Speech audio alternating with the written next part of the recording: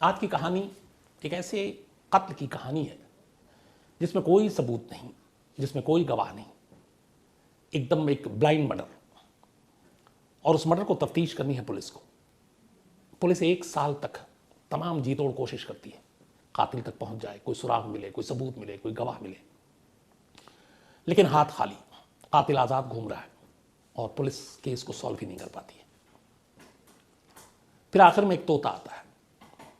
अब तोता बहुत कुछ उगलता है, लेकिन अब यहाँ पे पुलिस के सामने एक लीगल दिक्कत, कानूनी दिक्कत कि तोते की बात के बाद बाकी जांच तो मुमकिन है, लेकिन तोते की गवाही अदालत में कैसे कराएं।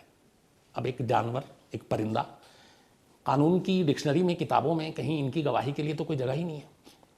तो तोते की गवाही अदालत में मान्य ही नहीं है। तब तोते को कैसे, और तोता बोलेगा भी नहीं, इंसानी जुबान कहाँ बोलता है। और जिस तरीके से अदालत में मिलॉर्ड सवाल पूछते हैं तो सवाल जवाब कहाँ से एक तोता करेगा। लेकिन फिर भी एक केस सॉल्व हुआ।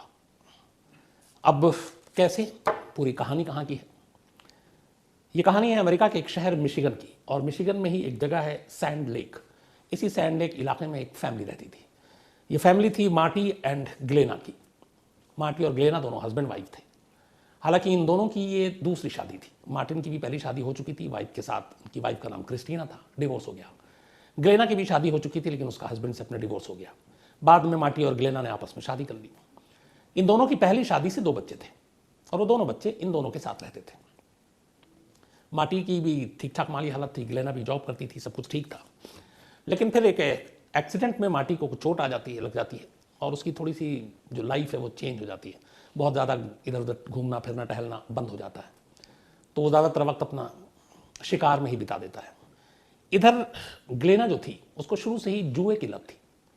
जब मार्टी ठीक ठाक था तब वो उसके साथ कैसीनो जाती, जुआ खेलती, मार्टी भी खेलता, लेकिन ग्लेना लती हो चुकी थी, आदी हो गई थी और पैसे हारती थी। धीरे धीरे वक्त बीता, चूंकि मार्टी अब फुल फ्लेज इतना कमाई नहीं हो रही थी उससे, क्योंकि वो शारीरिक रूप से कमज़ोर हो गया था। लेकिन ग्लेना जो कमाती उसमें से ज़्यादातर पैसे वो जुए में हार जाती। फिर बीच में जुए में हारती, घर की जिम्मेदारी थी, गाड़ी और घर दोनों EMI पर था, उसके भी तकाजा होने लगे बैंक से। फिर वो बीच में ड्रग्स लेने लगी। धीरे धीरे ड्रग्स लेने के बाद उसके अंदर अजीब सा परिवर्तन भी आया। कई बार वो चिड़चिड़ी हो जाती, लड़ाई करती, झगड़ा करती, कई बार सुसाइड करने का मन करता। लेकिन फिर भी दोनों की ज़िंदगी सब कुछ ठीक ठाक चल रही थी। एक बार तो नौबत यह आया कि बैंक वालों ने कहा कि गाड़ी और घर दोनों जब्त कर लेंगे, क्योंकि वक्त पे EMI नहीं दिया।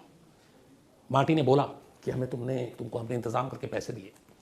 असल में वो पैसे भी वो जुए में हार गई, और उसने झूठ बोला मार्टी से कि मैंने तो पेमेंट कर दिया, पता नहीं बैंक वालों को कैसे ये गलतफहमी हो गई है। लेकिन उसे इस बात का एहसास था कि ये सारी चीज़ें उसके खिलाफ जा रही हैं, और कभी ना कभी सारी चीज़ें पकड़ी जाएंगी। फाइनेंशियली भी हालत ठीक नहीं है। दोनों बच्चे साथ में थे। वक्त बीतता गया। 2015 13 मई 13 मई 2015 की तारीख आती है। 13 मई 2015 की तारीख आती है। उससे पहले हुआ ये कि इसी सैंड लेक के घर में, मिशिगन में, मार्टी और ग्लेना ये दोनों अपने घर में पिछले 2 दिन से बाहर नहीं निकले। बच्चे कहीं और थे इनके रिलेटिव के पास कुछ दिनों से। अब मार्टी और ग्लेना घर से बाहर निकले नहीं। आमतौर पे जो रोज़मर्रा होता है, पड़ोसी होते हैं, वो जानते हैं कि कौन किस वक्त बाहर निकलता है, कौन काम पे जाता है, कौन क्या कुछ करता है, डेली रूटीन की चीज़ें। तो 2 दिन तक जब इनके घर के दरवाजे नहीं खुले, दोनों मियाँ बीवी बाहर नहीं आए, तो पड़ोसियों को थोड़ा सा कुछ डाउट हुआ। इसी के बाद एक पड़ोसी ने 13 मई को दरवाजे पे नॉक किया। अंदर से कोई आवाज़ नहीं आई। उसने बेल भी बजाई, नहीं आवाज़ आई। फिर उसने दरवाजे को पुश किया तो देखा कि दरवाज़ा खुला हुआ है। पर जैसे ही दरवाज़ा खुला, वो अंदर उसने पहला कदम रखा, उसकी चीखें निकल गई। सामने फर्श पर 2 लोगों की लाशें पड़ी थी, एक मेल और एक फीमेल। उसने उन दोनों को ध्यान से भी नहीं देखा और बदहवास चीखती हुई घर से बाहर आई। बाहर उसकी चीख सुन के बाकी पड़ोसी इकट्ठा हुए। पड़ोसियों ने हिम्मत की, घर के अंदर दाखिल हुए। देखा तो सामने मार्टी और ग्लेना खून से लथपथ पड़े हुए हैं। फौरन किसी ने पुलिस को खबर दी। पुलिस की टीम आई। कोई अब तक लाश के पास गया नहीं था। पुलिस ने अब डेड बॉडी को उठाने का काम शुरू किया। उसने पहले मार्टी की बॉडी उठाई। जैसे ही उस लेडी ग्लेना की बॉडी को पुलिस ने उठाने के लिए हाथ आगे बढ़ाया, उसे टच किया बॉडी को, अचानक ग्लेना चीख पड़ी, कहती क्या कर रहे हो, क्या कर रहे हो। तो असल में उन 2 लाशों में से एक लाश अब तक जिंदा थी, और वो ग्लेना मरी नहीं थी। फौरन ग्लेना को पुलिस अस्पताल ले गई। वहां पे उसका इलाज हुआ। कान के पास से गोली छूते हुए निकल गई थी ग्लेना को। हालांकि चोट लगी थी, लेकिन इत्तेफाक से खतरा नहीं था जान को। जबकि दूसरी तरफ माटी के शरीर से 5 गोलियां मिली। अब एक सुसाइड नोट भी मिला, और वो सुसाइड नोट जो है वो ग्लेन के हाथ का लिखा हुआ था, ग्लेना के। अब पुलिस ये समझ में नहीं आ रही, और पड़ोसी यही कि शायद ग्लेना ने सुसाइड करने की कोशिश की, उसी ने अपने पति को गोली मार दी। पुलिस ने थोड़ा इंतजार किया, डॉक्टरों ने जब वो फिट हो गई तो कहा आप स्टेटमेंट लीजिए। डॉक्टर ने ग्लेना से बात की, उसने कहा कि मैं अपने पति से बेइंतहा प्यार करती थी, वही मेरी ज़िंदगी थी, और हाँ हमारी बहुत सारी प्रॉब्लम थी फाइनेंशियली, बाकी चीज़ें, लेकिन मैं अपने पति को गोली क्यों मारूंगी, बल्कि मैं तो चाहती थी हमेशा उसके साथ रहूं। और किसने मारी? उसने कहा मुझे कोई आइडिया नहीं, क्योंकि एक गोली लगी और मैं बेहोश हो गई। इसके बाद मुझे माटी की भी हालत पता नहीं। अब पुलिस ने सारे घर की तफ्तीश की, फिर बच्चे आ गए, उनसे पूछताछ की, पड़ोसियों से पूछताछ की, कोई क्लू, कोई सुराग नहीं, और कोई ऐसी चीज़ नहीं मिली जिससे कातिल तक पहुंचा जा सके। पुलिस ने इनाम भी डिक्लेयर किया कि कोई इस कत्ल के बारे में सुराग दे, लेकिन कोई फायदा नहीं। धीरे धीरे वक्त बीतता गया, इस दौरान में सारे कॉल डिटेल और ये सब भी निकाले गए। हालांकि घूम फिर के पुलिस को शक ग्लेना पे भी हुआ, ग्लेना से कई बार पूछताछ की। उधर ग्लेना की दिमागी हालत भी ठीक नहीं थी बीच बीच में, तो कई बार रो पड़ती, कई बार उसकी याददाश्त कमज़ोर होती, कुछ बातें बताती, कुछ नहीं बताती।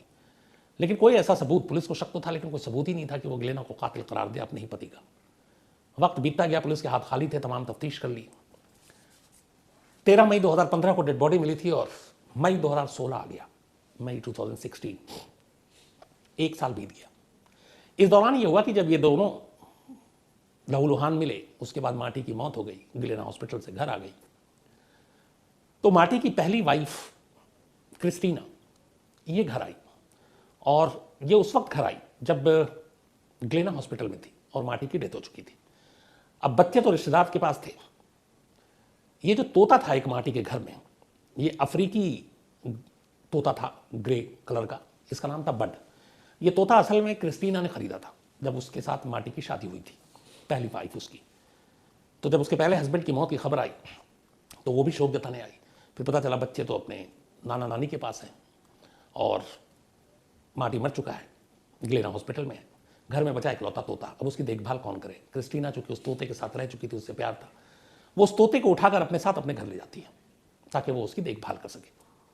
अब तोता क्रिस्टीना के पास है, यानी माटी की पहली पत्नी के पास। इधर पुलिस के हाथ खाली हैं, साल बीत गया। पूरे साल बीत जाने के बाद भी कोई सुराग नहीं मिलता है। मई 2016 की तारीख आ जाती है। अचानक एक रोज मिशिगन पुलिस एक टीवी चैनल पर करीब 1.5 से 2 मिनट का एक वीडियो देखती है एक तोते का, जो उस वक्त 2015 में मिशिगन में काफ़ी चर्चे की बात थी, मतलब उसको लेकर काफ़ी बातें होती थी। वो इसलिए कि वो जो तोता था वो इंसान की मिमिक्री करता था और आवाज़ निकालकर उसी तरीके से बात करता था।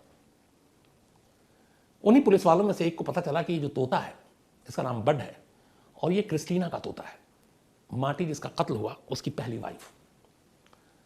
अब पुलिस के कान खड़े हुए, और वो तोता वायरल हो रहा था, और वो तोता 2 शब्द बोल रहा था जिसकी वजह से भी वो वायरल हो रहा था, और वो 2 शब्द के बड़े मतलब थे। पुलिस ने क्रिस्टीना को कांटेक्ट किया। क्रिस्टीना पुलिस के पास आई, उसने कहा कि ये जो तोता है, जो वीडियो है, ये क्या है, इसकी कहानी। तब क्रिस्टीना ने कहानी सुनाई। उसने कहा कि जब इस तोते की परवरिश करने के लिए, चूंकि माटी की डेथ हो चुकी थी, वो उसे अपने साथ लेकर आ गई, तो जब घर पे लाई तो उसने नोटिस किया कि ये तोता जो है ये माटी की आवाज़ निकालता है और माटी की आवाज़ में बोल रहा है। तो उसने कहा क्या बोला? उसने कहा जब मैं इसको पहली बार घर लेकर आई थी, और तब वो नया नया माटी की मौत हुई थी उस वक्त, तो ये कुछ 2 ही शब्द रट रहा था बार बार तोता, और एकदम माटी के स्टाइल में। तो उसने कहा वो कौन से शब्द थे? तो उसने कहा पहला था, ये बार बार तोता कह रहा था शट अप शट अप, और दूसरा था डोंट शूट डोंट शूट। तो उसने कहा बस ये 2 ही लाइनें जो हैं ये माटी की आवाज़ में तोता बोल रहा लगातार, shut up and don't shoot. अब एक तोते के मुंह से ये 2 चीज़ें, इससे 2 मतलब। अब पुलिस वालों ने इस पर पूरा रिसर्च करना शुरू किया। तो शटअप का मतलब यहाँ पे पुलिस ने निकाला कि माटी उस वक्त गुस्से में था, और डोंट शूट का मतलब ये हो कि कोई ना कोई माटी को गोली मारना चाह रहा था और माटी उसे रोक रहा था। पुलिस ने कहा क्रिस्टीना से कि जब ये तोता बोल रहा था तो आपने पुलिस को क्यों नहीं कांटेक्ट किया? उसने कहा शुरू में उसे खुद समझ में नहीं आया कि ये क्या है, बाद में उसे लगा कि शायद ये माटी की आवाज़ है, और माटी ही नहीं, कुछ आखिरी वक्त में ऐसा बोला होगा। लेकिन अब एक तोते की गवाही कोई इंसान कैसे माने? तो मैं इसको लेकर बड़ी कंफ्यूज थी। फिर मैंने इसका वीडियो बनाया, चूंकि तोता दिन भर ये बोलता रहता था, तो मैंने उसका वीडियो शूट किया करीब 1.5 मिनट का, और उस वीडियो को शूट करने के बाद मैंने रख लिया। मैं पुलिस के पास इसलिए नहीं गया कि पुलिस वाले भी हंसेंगे। और एक रोज़ कुछ दोस्तों से मैंने शेयर किया, तो उन्होंने कहा इसको किसी चैनल को दे दो। तो मैंने एक टीवी चैनल को दे दिया, और इत्तेफाक से उस टीवी चैनल ने इसको चला दिया, और उस टीवी चैनल के थ्रू पुलिस तक ये बात पहुंची। अब पुलिस के पास एक क्लू था। माटी की आवाज़ निकालने वाला तोता कह रहा है shut up and don't shoot. किसे वो शट अप कह रहा है और किसे वो डोंट शूट कह रहा है। पुलिस ने फिर से 1 साल पहले की सारी चीज़ें खंगालनी शुरू की। तो जो बातचीत थी उससे जो जितने भी एक्सपर्ट रिसर्च करके सब निकाला, उसमें ये था मतलब कि माटी जिससे भी कह रहा था वो उसका जानकार था कि डोंट शूट और शट अप, वो उसका खास था। तब उस घर में उस दिन जो पुलिस ने पड़ोसियों से सारे बयान लिए तो कोई भी ऐसा नहीं मिला था विटनेस की जिसने किसी बाहरी शख्स को अंदर आते हुए देखा और या फिर बाहर जाते हुए देखा। तो पुलिस को लगा कि ये बात ग्लेना ही का कर सकती है और शायद माटी ने ग्लेना को ही रोका कि डोंट शूट। अब सवाल यह कि तोते की गवाही है लेकिन कानून मानेगा नहीं, पुलिस करे तो क्या करे। पुलिस ने साल भर के बाद ग्लेना को दोबारा उठाया, तोते की बातें कराई, बताई और इसके बाद थोड़ा सा अपने तरीके से शायद पूछताछ की। इस बार जब पूछताछ की तो लंबा वक्त इसमें भी लगा। ग्लेना लगातार इनकार करती रही, पुलिस को उलझाती रही। 2016 में तोते की कहानी सामने आई और 2017 आ गया 2017, यानी माटी के कत्ल को 2 साल हो चुके थे। लेकिन 2017 में आखिरकार पुलिस ने हर तरफ से जब सारे सबूत निकाले और कहा कि कोई और कातिल नहीं है सिवाय तुम्हारे, ग्लेना टूट गई। और फिर ग्लेना ने अपना एक वालिद जुर्म किया। उसने कहा कि मुझे जुए की लत थी, ड्रग्स लेने लगी, जो कर्जा बढ़ रहा था EMI का, बैंक के घर और गाड़ी तक गिरवी हो गए थे। मुझे माटी ने कुछ पैसे दिए, वो भी मैं जुए में हार गई। माटी मुझे इस बारे में हमेशा टोकता था तो हमारे बीच में ज़्यादा लड़ाई होने लगी। फिर मुझे लगा कि मैं सुसाइड कर लूँ, पर सुसाइड करने की मुझे हिम्मत नहीं हुई। तो मुझे लगा कि ये तो रोक टोक चलता रहेगा, माटी मुझे टोकता रहेगा। तो मुझे लगा कि इस झंझट से निकलने का एक ही तरीका कि माटी को ही रास्ते से हटा दूँ, और इसीलिए मैंने माटी को गोली मारी, 1 2 नहीं बल्कि 5। और पुलिस को उलझाने के लिए खुद एक गोली अपने कान के पास से छूते हुए बाहर निकाल दी ताकि पुलिस को यकीन हो जाए कि या तो मुझे भी गोली मारने की कोशिश की गई थी। उसने एक बाले जुर्म किया। पुलिस ने फिर उसको माटी के कत्ल के इल्ज़ाम में गिरफ्तार कर लिया और इस तरीके से ये केस सुलझा एक तोते की वजह से। लेकिन पुलिस के सामने ये था कि तोते की गवाही की वजह से बाकी चीज़ें तो मिली, लेकिन तोते की गवाही कोर्ट में मान्य नहीं थी। तो जो बाकी सपोर्टिव एविडेंस थे वो पुलिस को कलेक्ट करने थे। फिर ग्लेना के बयान के बाद वो पिस्टल भी पुलिस ने बरामद की जिससे ग्लेना ने कत्ल किया था।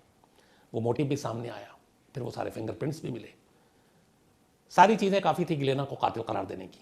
लेकिन इस केस की जड़ में, इस केस को खोलने की बुनियाद में जो सबसे ऊपर रहा वो था बड, अफ्रीकी ब्रांड का वो तोता, ग्रे कलर का, जो माटी का तोता था।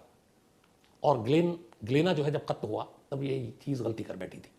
जिस रूम में कत्ल हो रहा था ये तोता उसी रूम में पिंजरे में था और वो सब कुछ अपनी आंखों से देख रहा था और अपने कानों से सुन रहा था। तो जब गोली चली, जब पहले पिस्टल निकाली, तब माटी को लगा था कि ये ऐसे ही मजाक कर रही है, लेकिन फिर उसने गुस्से में डांटा था शट अप। लेकिन जब उसने फिर कहा कि अब मैं तुम्हें मारने जा रही हूँ, तब उसने कहा था डोंट शूट कई बार। और तोते ने ये सारी चीज़ें सुनी और देखी भी। कत्ल होने के बाद जब तोता वहाँ से निकला तो तोते ने उसी माटी की आवाज़ में लगातार ये 2 ही चीज़ें कही जो उसने आखिरी वक्त में देखा था। अपने मालिक के कत्ल का वो चश्मदीद था और ये 2 शब्द जो माटी की ज़ुबान से निकले वो उसने पकड़ लिए और वो उन्हें रटता रहा, तब तक रटता रहा जब तक क्रिस्टीना उसकी इस बात को समझ नहीं गई कि ये कुछ कह रहा है।